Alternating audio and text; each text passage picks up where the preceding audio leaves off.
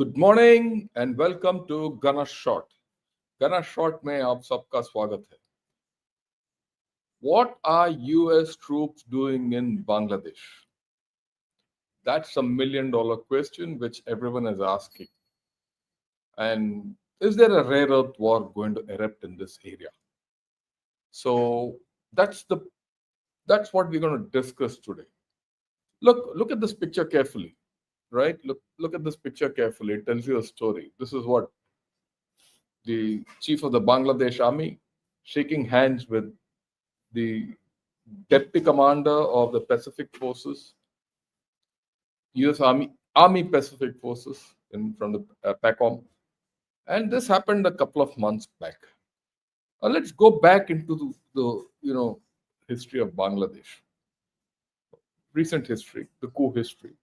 Well, August,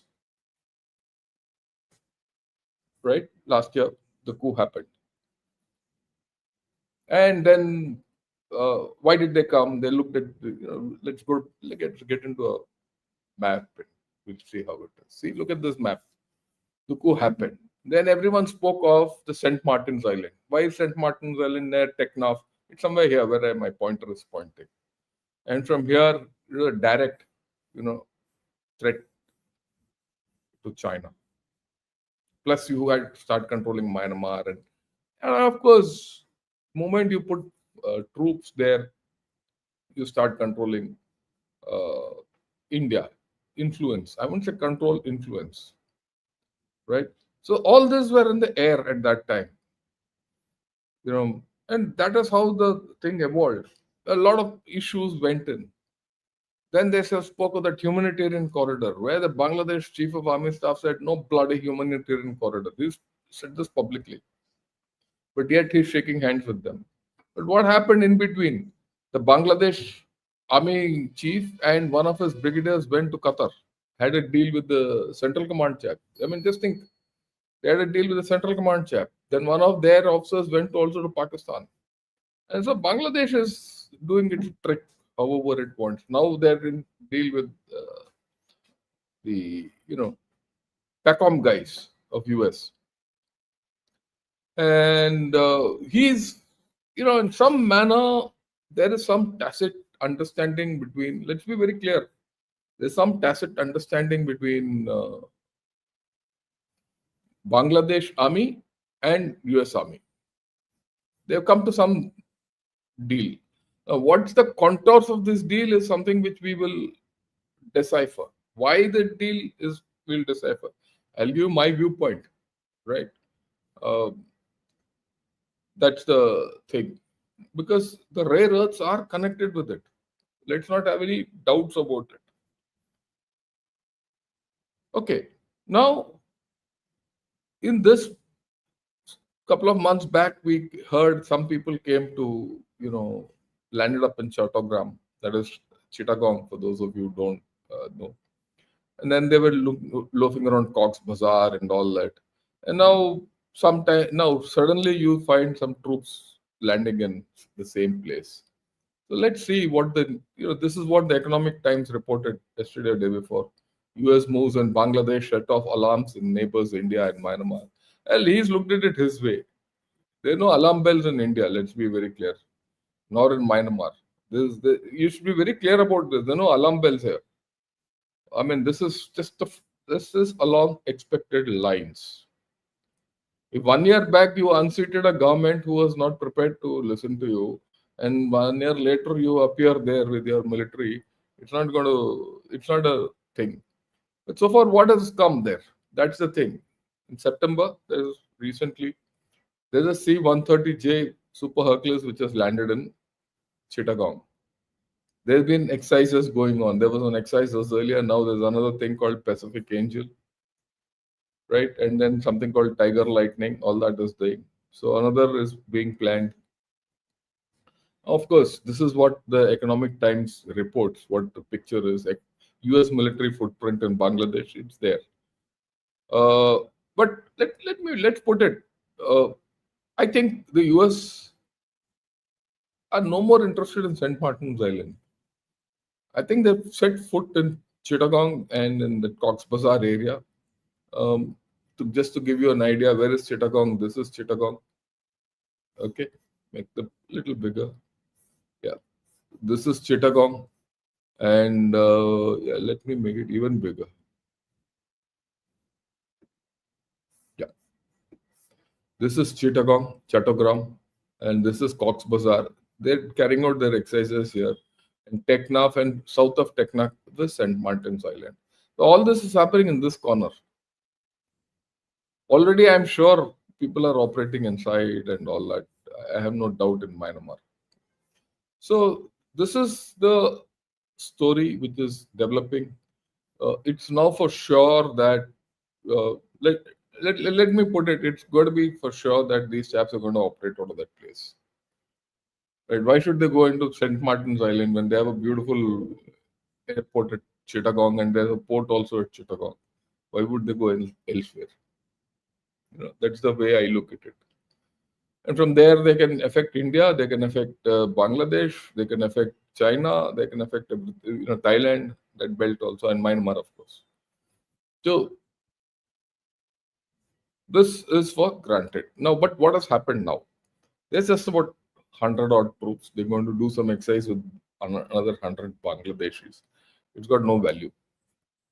That has got no value at all. What they'll go through some tea gardens there in that area. That's what the pictures have come out. And they'll do some insipid exercises and finish off. Got no relevance, but the relevance is beyond.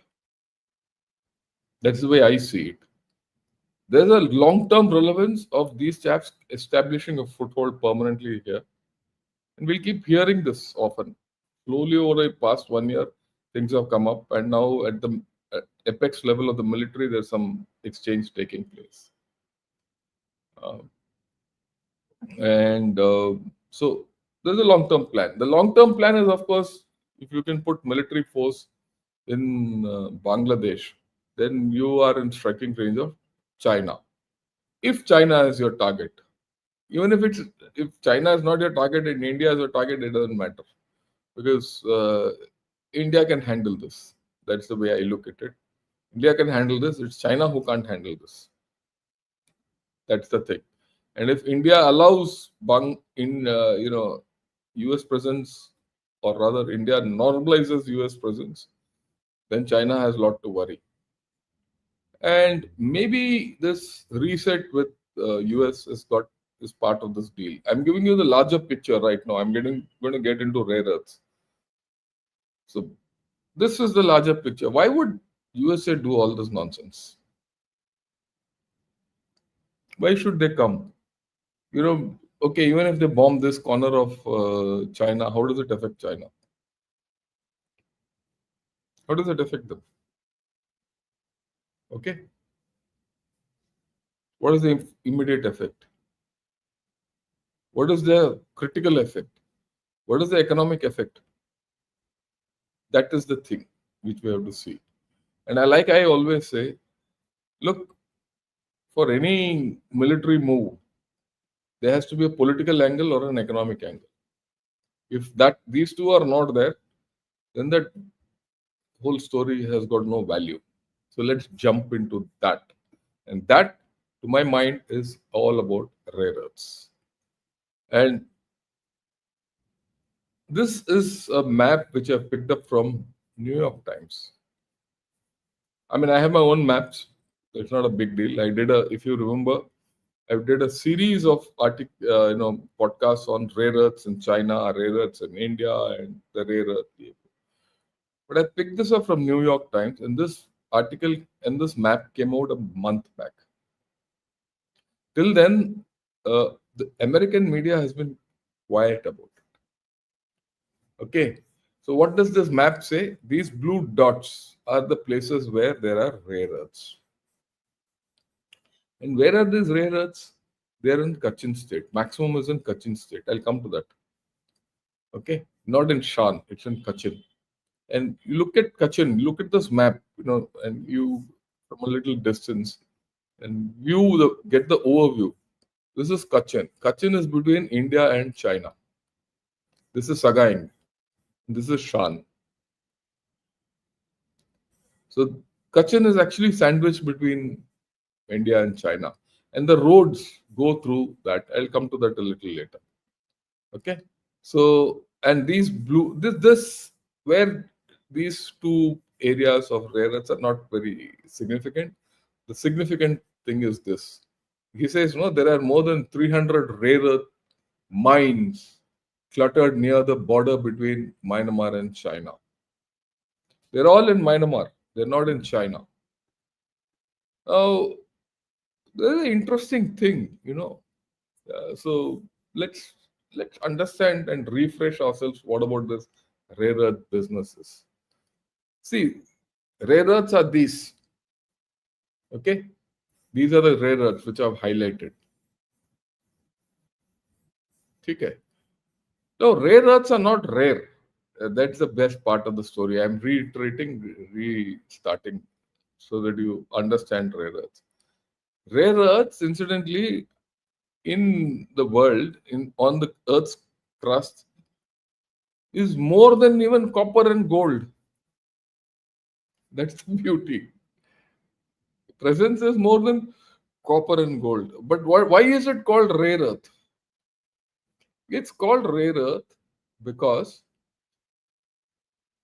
the concentration is rare. In most places, in you find copper, gold, many of these in concentrated form, tin, manganese in concentrated form. But rare earths, you don't find them in concentrated form. They're in such dissipated form that it is very difficult to extract it in viable quantities and mine it. There are no mines you'll get. It's only in one odd place that you find rare earth in some quantity, which you can extract. These are group 6, largely group 6 and group 3, lanthanides. They're called lanthanides. Okay. They are high density, high melting point, high conductivity, high thermal conductance. Very important in magnets, very important in EVs, very important in your wind turbines. They're very important in space applications, very important in nuclear applications. Okay. Now these are the elements. There are light rare earth elements and heavy rare earth elements. Right? These are the thing. And what is in this thing? Like what I've written here, rare earths are not rare. They're dispersed and hard to extract and concentrated, economically viable deposits. And cerium is a light rare earth element. Is the most abundant REE, and it is the most it is more common than copper or lead. That's the thing. Most rare earths are more abundant than silver, gold, or platinum, which I said earlier. They concentrated and economically mineable deposits of REEs are unusual. Incidentally, India has a lot of rare earths. We have a lot of rare earths. But our thing is mostly light rare earths. But within that, why we have one important thing which is in abundance, that is called samarium. Okay, what people need is this. They need heavy rare earths, right? What is the most important in this? Terbium, dysprosium. These are the ones which are most important. Aluminium, these are the ones which are most important. And of course, you need neodymium also. Of course, now let me divert, go in a little tangent, talk about India and get back. India has abundant, it's one of the biggest, highest availability of rare earths. And that rare earths are available in India along with thorium, as part of the thorium concentrates which we have in the sands. There are places. And we've been extracting rare earths for our uses, basically for our atomic energy purposes and space research purposes. We have a PSU called Indian Rare Earths Limited, which is under the Space Department of Space, and we are doing extraction. I've done a program on it. If you go Rare Earths India, you put Rare Earths India in Ghana short, and you'll get the whole details. I'm not going to get into that. But all are, like I said, are light rare earths, except samarium, which we have, which is important. So we have the fundamentals. What we don't have is technology.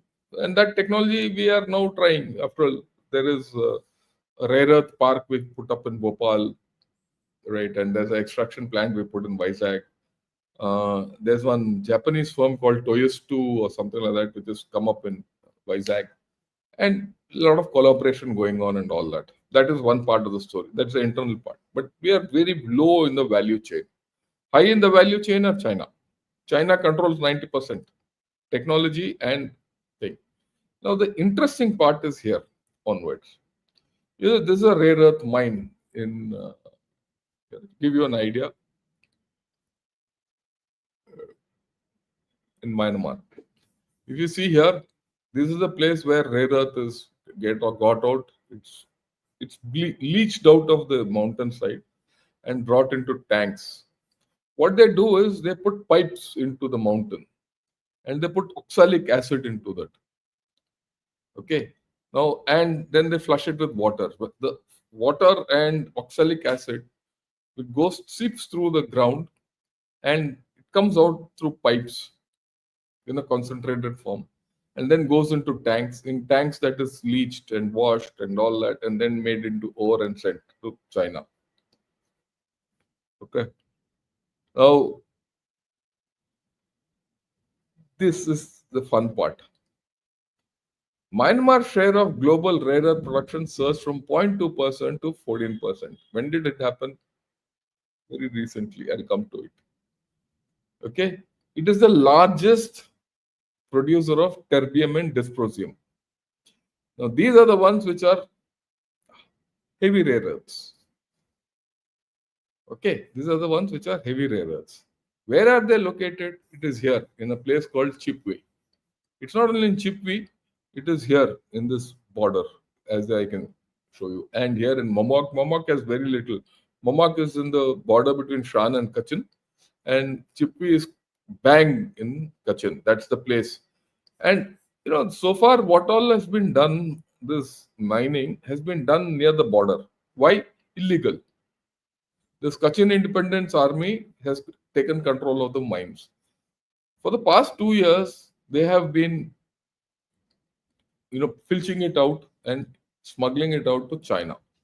And China has been taking it because they have the capability to further refine and the mines and the ore.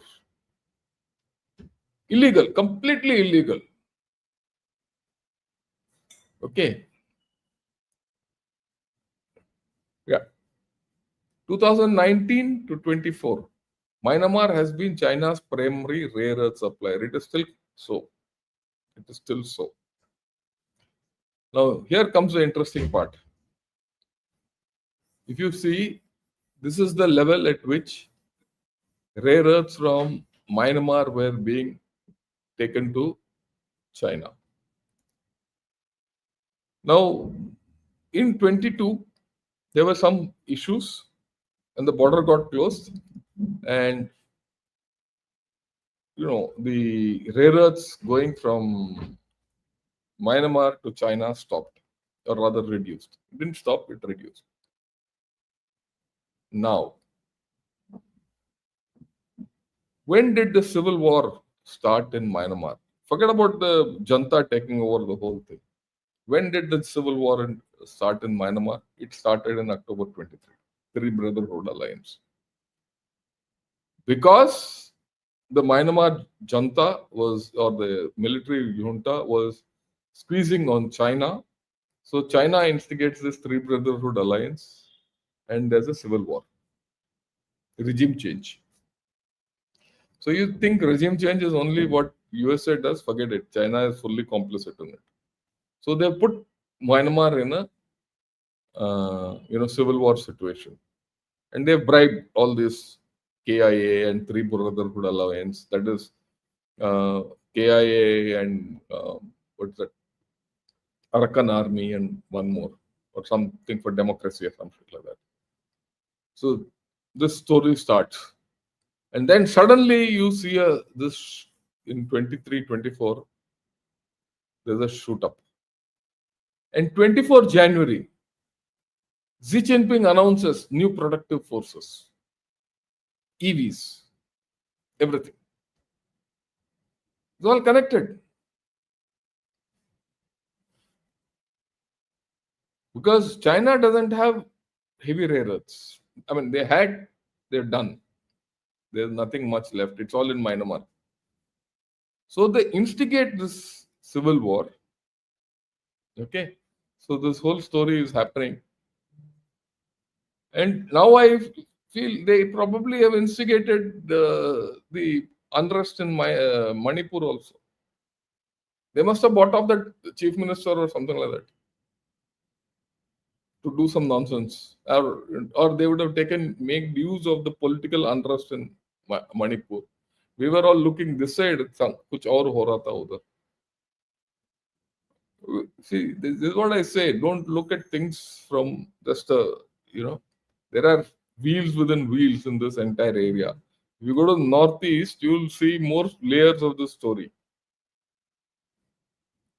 So this is it. So suddenly, it is not as if USA didn't know about it. Maybe we were dumb about it. USA knew. And that is why this coup, shoe, and all that starts in 24. Geopolitics.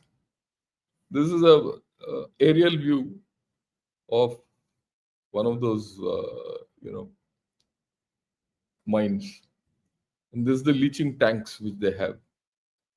And this is the end product. After you extract rare earths from a particular area, this is how it looks like. So this is ecologically very damaging, this whole story. Okay, so now let's look back in this. So where are Chinese? Where did the US troops landed? They landed up in Chittagong. And this is Cox's Bazar. They're doing here. Now this exercise and all. But they've already been here for 3 months. I'm sure they've gone in. They're already there. Does this thing end? This is the situational thing. No. Now here I'm going to go another turn and another story. Go to CSIS. You'll see this story. The dangerous allure of Myanmar's rare earths. There's a big story where all rare earths can be found. Same thing. You will get Chippi, Momok, and all this. But beyond Chippi and Momok, we don't know where it is. You see, sometime back, about 2 months back, there was this news report that in Karbi Anglong, right? Karbi Anglong. Where is Karbi Anglong? It's not in USA or Mexico. Karbi Anglong is in Assam. For those of you who don't know, okay.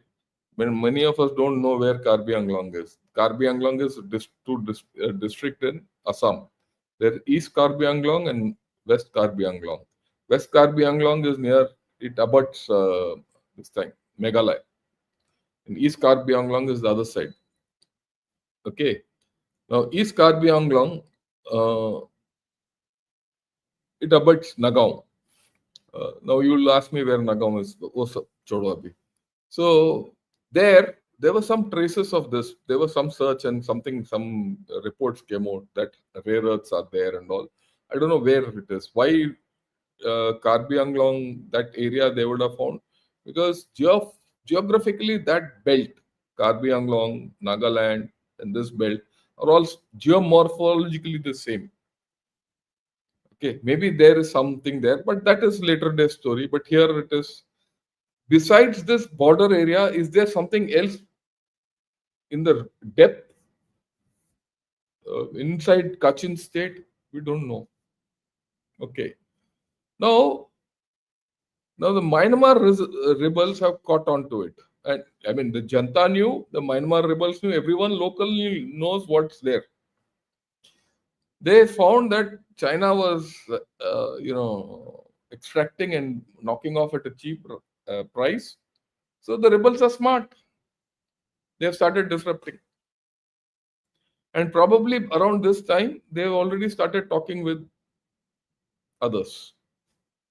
And others are talking, let's be very clear, okay, to these fellows. And then Stimson comes out with this report, 4 reasons why proposals to source rare earth minerals from Myanmar will not succeed. Many reasons they're given. No, you can't take it from there, you can't mine it, it's logistic. Yeah, whoa. But in the end, they come out. It says all this is feasible if India is on board.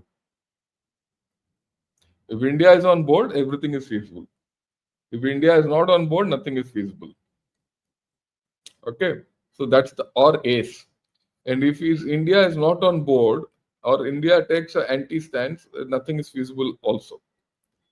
So, there are layers in this whole story, and these are the levers which India has. Now, Forbes comes out with this headline: Trump is inching towards a major strategic blunder in Myanmar. So, what does this tell you? It tells you that they are already going in. So, now you connect. We'll come to the map a little later. There's this Reuters thing comes out. India explores rare earth deal with Myanmar rebels after Chinese curbs, because the KIA, Kachin Independent Army, and the Janta. Remember, the Janta chief met our Prime Minister in SEO meet. You think they have not been spoken about? The KIA chaps also came and said, "Why don't you come and do mining? Why are you screwing us through China?" So one guy from IREL went, as per reports. This is not one report. This is one report from Reuters, but there are more. And the rebels there are okay with our getting in.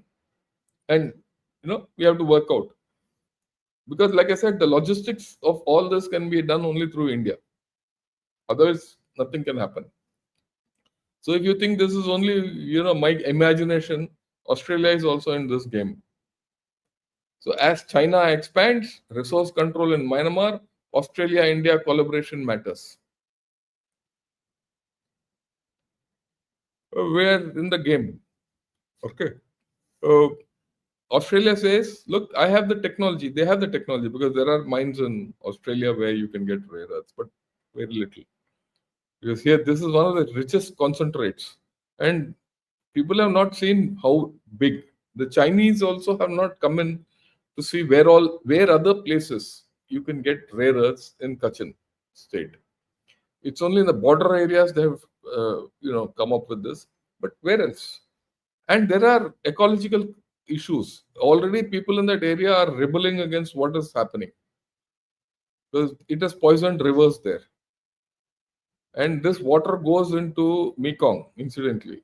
And Mekong means you're looking at now Thailand, Cambodia, Vietnam, all these getting poisoned. Because this oxalic acid is basically poison. Okay, once you do the leaching and the waste goes, it's poison. And there are traces found down south. If traces of this are found down south in one river, which goes through Thailand and it joins up in Cambodia, then there are a lot of problems for rice, all that. So there are other issues also in this. This is all rolled. At this point of time, the culprit is China. But when all of us get in, will we be the culprits or will we be the saviors? I don't know. I suppose something will have to come out, but it's happening. Acha, you think what I'm saying is right? Believe the Chinese. The Chinese are also reporting this. Chinese also reporting this. This is from Guancha 1 month back. They've said, look, India is in the game. They know it. So why do you think China is behaving? Why do you think China is behaving? I'll come to it. Let's see. Yeah. Oh, sorry. I have to get the map back. Huh?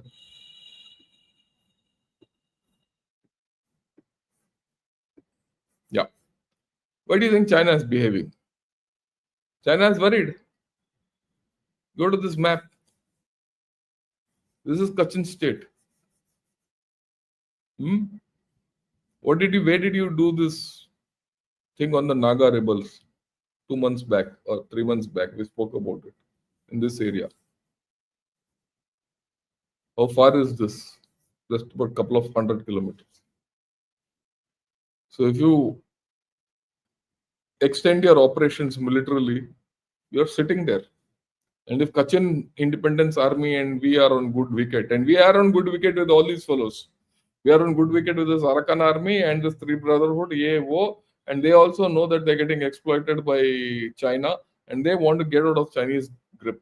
One thing the Janta and the locals in that area are very clear about. They don't want to be in the clutches of China. So they say, India, come. India doesn't want to go for many reasons. That's a different story. Okay. Now, US is there. Australians are interested. So there's a new game developing out here. Please understand this. This is what I thought I'll tell you. You have agency here. You have agency here because you have people to people connect, especially in Sagaing. These Nagas, Mizos, and the Kukis have people the other side. Okay. All this nonsense about Christianity, Christian state, and all is imagination. Let's be very clear about it. This is all stupid way of thinking. It's a narrow way of thinking. The basic thing is this. So, is there a case for us to cooperate with Australia and USA and get, or logically, legally, make way, because you have the logistics capability here. No one else has the logistics capability. Look at this map. From Midkina or Michina, this is Michina, and from all this is here. This red dot is the place of Chipwi, or whether the mines are. Okay, they could be here also. We don't know. And the road goes from here. It goes, from Michina. The Michina is the local, focal point or the communication center. From there, roads go up to Nagaland, go into Arunachal, Tirap, Changlang districts. Tirap, Changlang are here. Where, Arunachal comes like this and comes till here. Okay. It goes to Tirap, Changlang. So is there a case for us to cooperate with them? And instead of saying, oh, US troops shouldn't be there, you still have a strategic partnership. You have your norms, go in, get the ore out, refine it there, make thing, and do it properly.